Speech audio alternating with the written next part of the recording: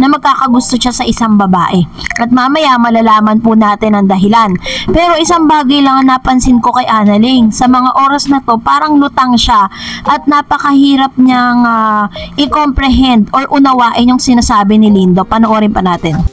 Kasi, Hindi. kaya sa isip ko, kasi hindi kita bet nung una. Kasi hindi kita bet. Ikaw lang. Hindi ko Ikaw lang ang talaga alam din yun. Kasi Ikaw lang kinakilala ko sa...